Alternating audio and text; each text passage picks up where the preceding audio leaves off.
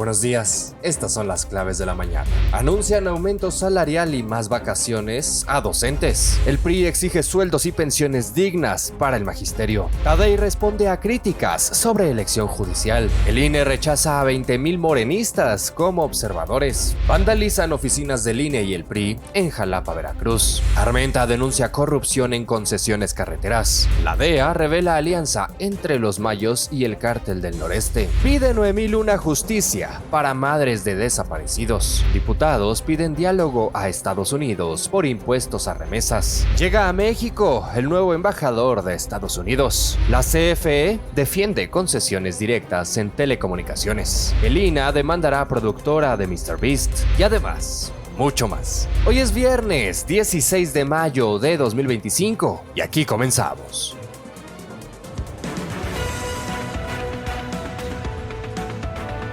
Lo más relevante para comenzar el día, aquí comienza. Las claves de la mañana. Con Fernando Moctezuma Ojeda. La presidenta Claudia Sheinbaum anunció un aumento salarial del 9% para maestras y maestros de todo el país, así como una semana adicional de vacaciones, esto durante un evento conmemorativo por el Día del Maestro, acompañada por el secretario de Educación Pública, Mario Delgado. El incremento incluye un 1% adicional a partir de septiembre y representa un gasto público estimado de 36,000 millones de pesos. Además, se congelará la edad de jubilación para quienes cotizan bajo el régimen del 10º transitorio, con el objetivo de dar certeza a quienes están por retirarse. Sheinbaum aclaró que la ampliación vacacional no responde a una exigencia sindical, sino a una decisión del gobierno en reconocimiento al tiempo extra que las y los docentes dedican fuera del calendario escolar. El anuncio se realizó en paralelo a un plantón magisterial activo en el Zócalo capitalino que no fue mencionado durante el acto oficial. Las medidas beneficiarán a personal docente de educación básica y media superior del Sistema Público Nacional, aunque aún no se han dado detalles a los mecanismos de implementación. ¿Y sabe qué implica que los docentes tengan más vacaciones?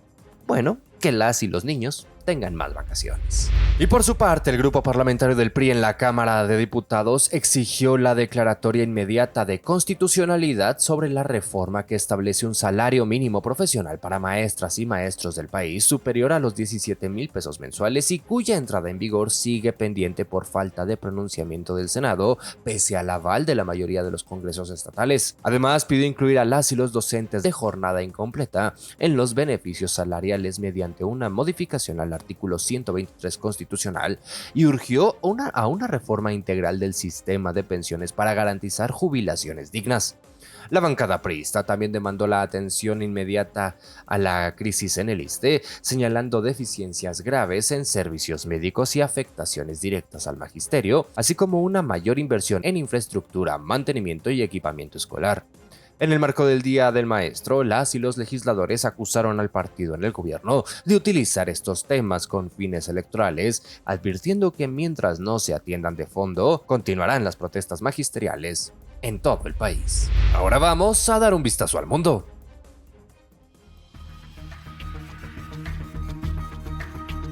Visión Global. Un vistazo a las claves de México y el mundo. Con María Laura Álvarez. Gracias, Fernando. Buenos días para ti y para la audiencia. En Estados Unidos, un bebé con deficiencia de carbamil fosfato sintetasa se convirtió en el primer paciente del mundo en recibir una terapia genética personalizada basada en la tecnología CRISPR-Cas9. El tratamiento fue desarrollado específicamente para él por un equipo del Hospital Infantil de Filadelfia. La intervención ha mostrado resultados prometedores, permitiéndole tolerar una dieta más rica en proteínas y reducir su medicación. El caso representa un avance en medicina personalizada, aunque se requiere seguimiento a largo plazo para evaluar su seguridad y eficacia. En España, un atropellamiento masivo afuera del RCD Stadium en Barcelona dejó 13 personas heridas, ninguna de gravedad, previo al partido entre Espanyol y Barcelona. Una mujer al volante aceleró tras una discusión con aficionados embistiendo a varios peatones. Fue detenida en el lugar y se descarta un móvil terrorista. El partido se detuvo brevemente al minuto 9 tras conocerse el incidente. Autoridades locales y el FC Barcelona expresaron solidaridad con las víctimas. En Gaza, la OMS confirmó que el último hospital oncológico de Gaza, el Hospital Europeo de Jan Yunis,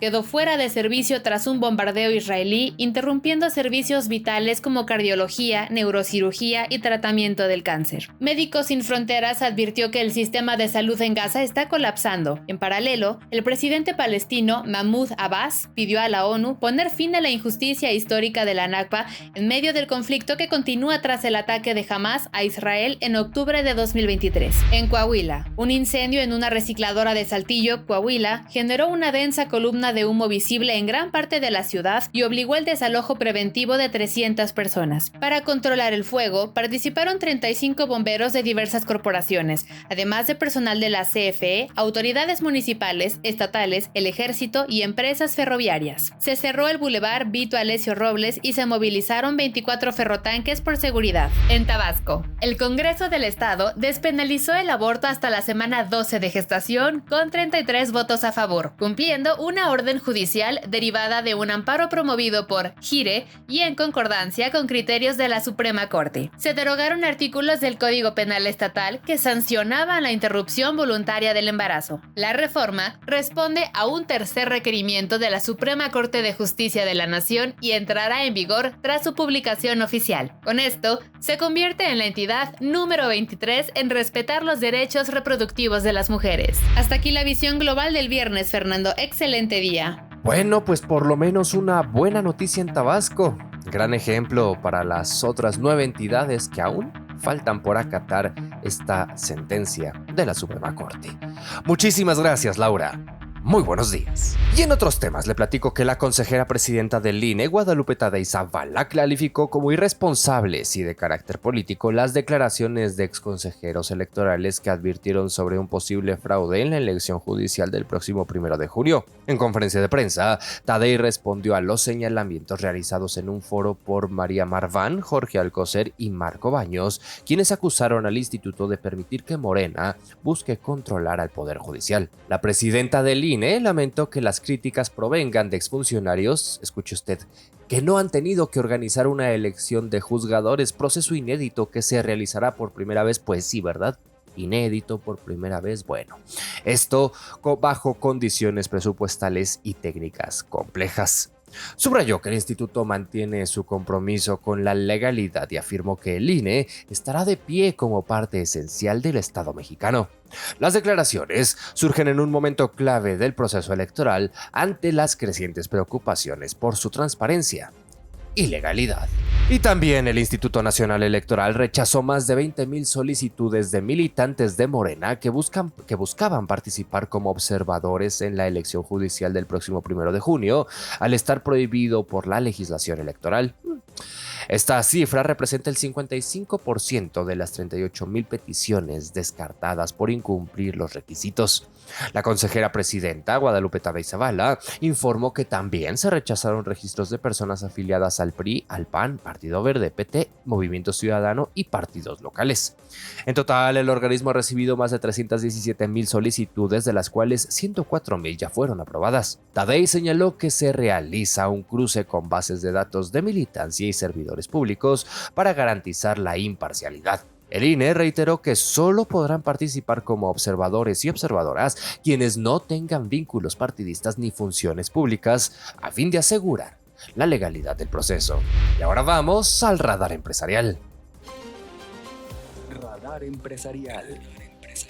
Lo más relevante de la iniciativa privada. Con Alejandra Bailón. Gracias, Fernando. Buenos días para ti y la audiencia. Grupo Palacio de Hierro nombró a Eleanor de Boyson como su nueva directora general, la primera mujer en liderar la cadena en 137 años. Con experiencia en marcas de lujo como Louis Vuitton y DFS Samaritains, su llegada marca un giro estratégico hacia una experiencia de lujo más emocional y personalizada. El grupo busca fortalecer su transformación omnicanal, modernizar su estructura operativa y consolidarse como un referente en experiencias premium en un mercado mexicano de lujo en crecimiento. Las marcas de lujo enfrentan una crisis por la combinación de inflación, menor consumo en Estados Unidos, tensiones comerciales con China y pérdida de percepción de exclusividad debido a la visibilidad de procesos de manufactura asiáticos en redes sociales. Según Bain & Company, las ventas globales caerán entre 2% y 5% en 2025, tras un retroceso del 1% en 2024. Factores como el alza de precios, el escrutinio mediático y la caída de la demanda en China afectan a un sector que antes parecía inmune a la crisis. Marcas como Gucci, Chanel y Dior buscan renovarse para recuperar terreno. Qatar Airways realizó un pedido récord a Boeing por 210 aviones valorados en $96,000 millones, principalmente modelos 787 Dreamliner y 777X. El anuncio coincidió con la visita del presidente Donald Trump a Qatar, quien también firmó acuerdos de defensa con el emir. Se trata del pedido de mayor valor en la historia de Boeing, aunque persisten diferencias en las cifras según se consideren pedidos firmes u opciones de compra. Hasta aquí lo más destacado del mundo empresarial, Fernando. Excelente día. Muchísimas gracias, Ale.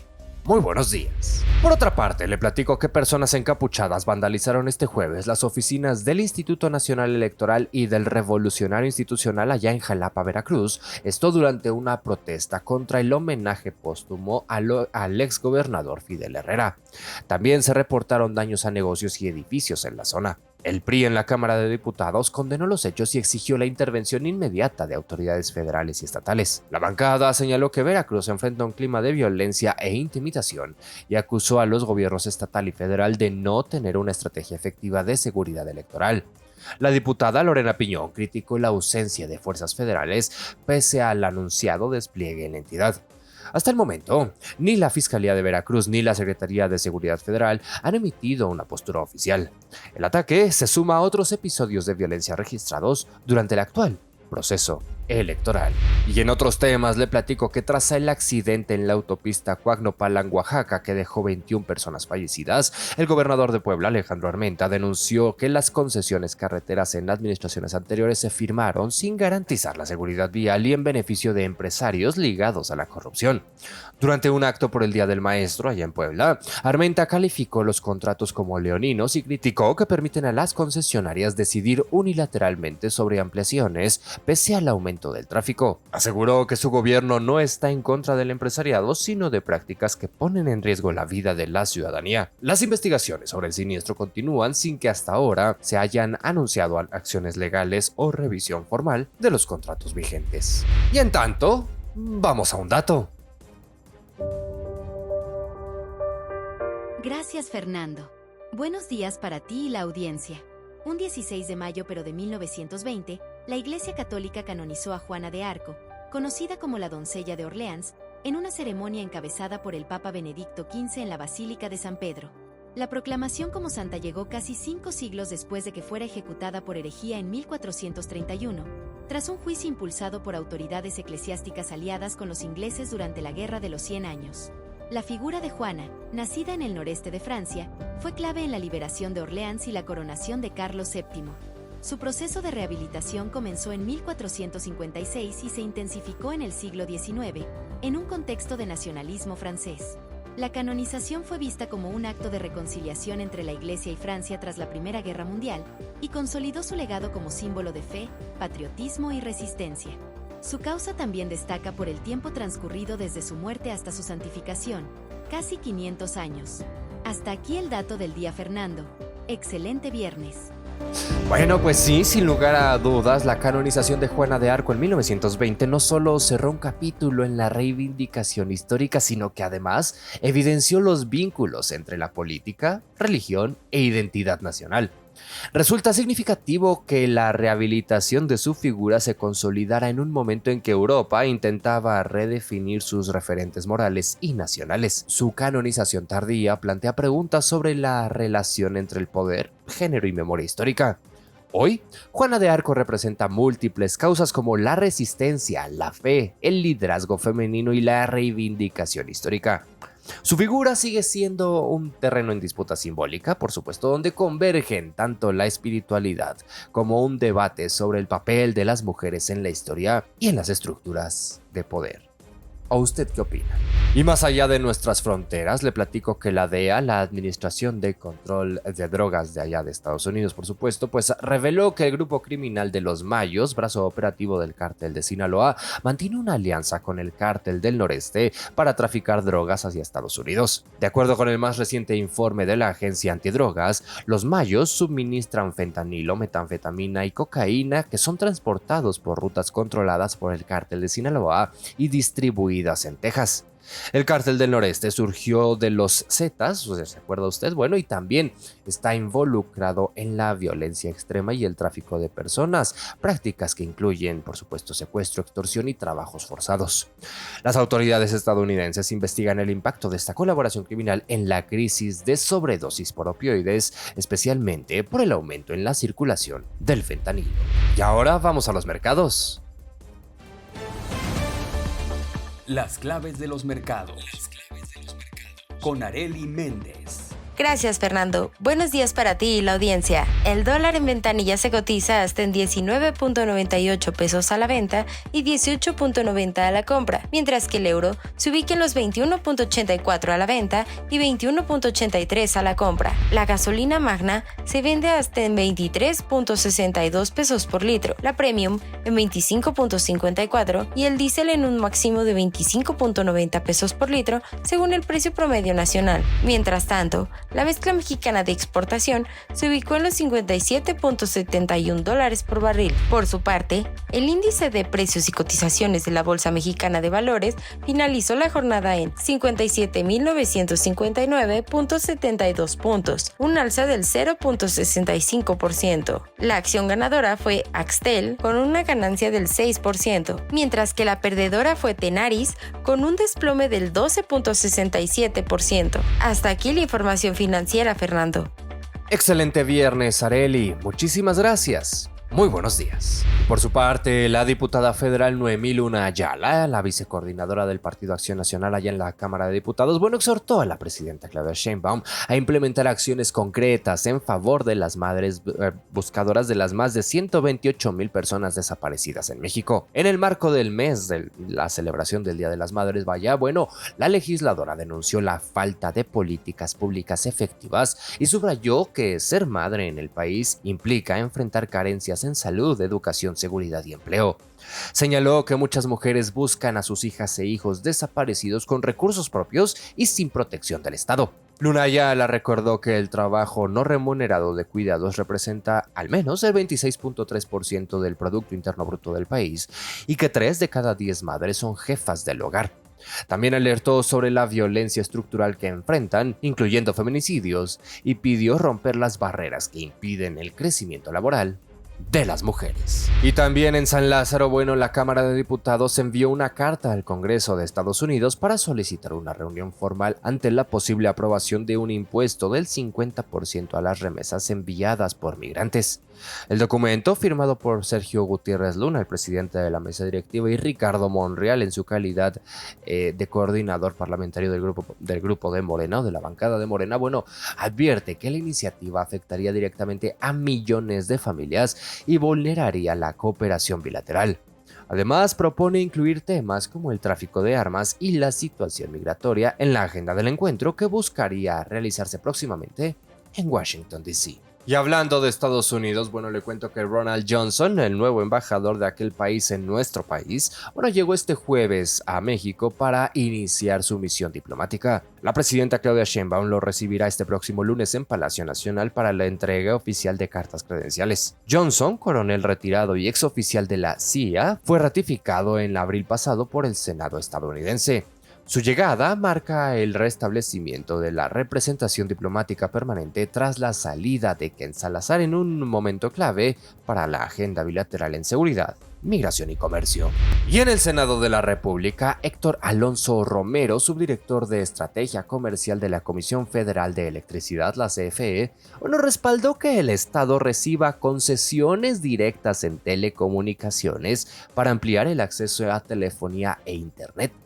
Durante un conversatorio sobre la Ley Federal de Telecomunicaciones y Radiodifusión, explicó que actualmente la CFE atiende a 4.4 millones de usuarios bajo una concesión pública limitada y que la iniciativa impulsada por la presidenta Sheinbaum permitiría una red mayoritaria estatal sujeta a regulación oficial. Y ya casi para despedirnos, le cuento que el Instituto Nacional de Antropología e Historia, el INAH, presentó una demanda administrativa contra Full Circle Media, productora del youtuber MrBeast,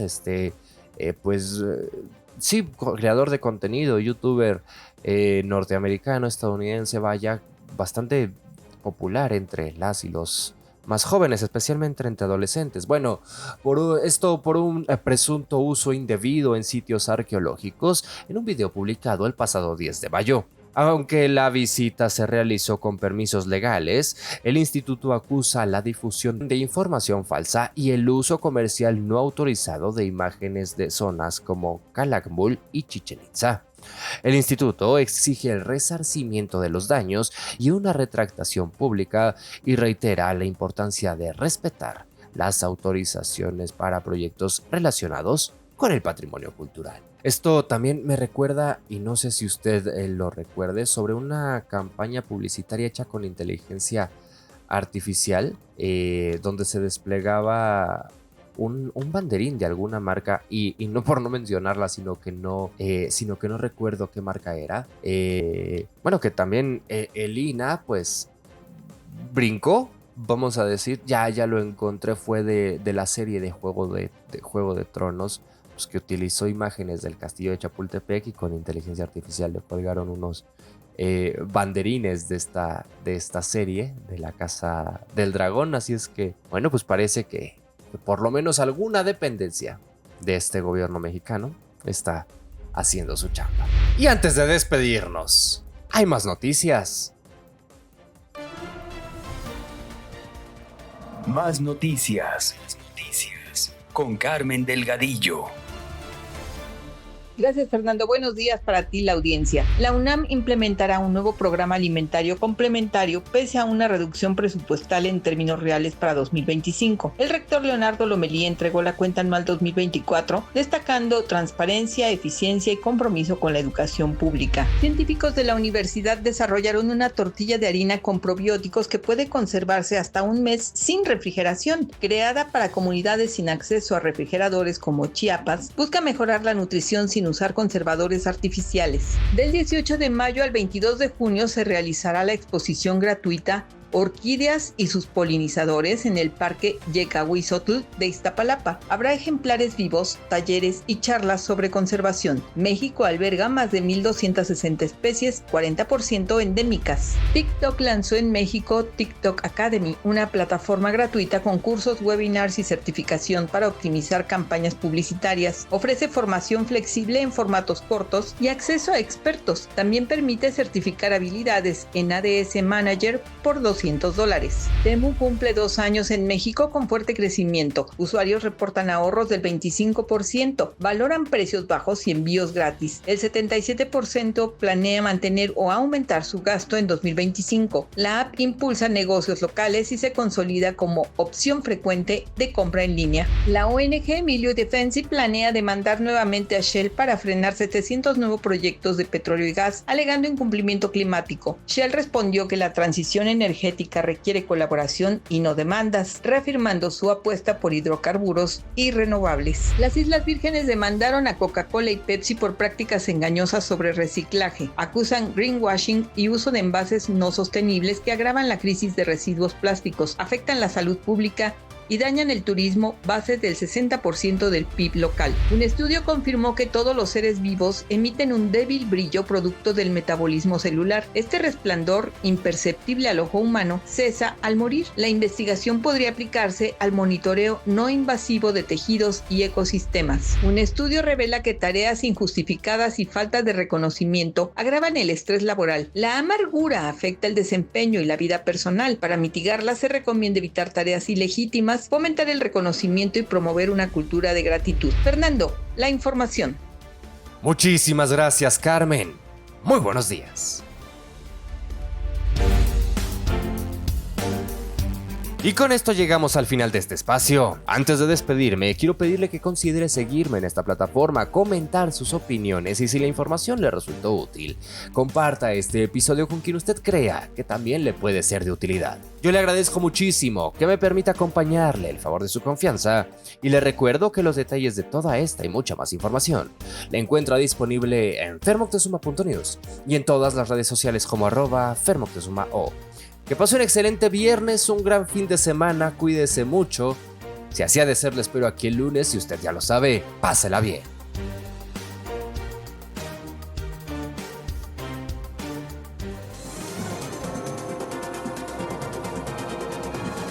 Ahora sabes lo que necesitas para comenzar tu día. Esto fue Las Claves de la Mañana, presentado por fermoctezuma.news.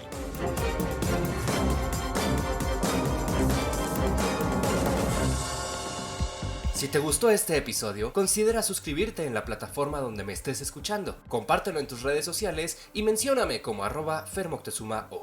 Muchas gracias por permitirme acompañarte.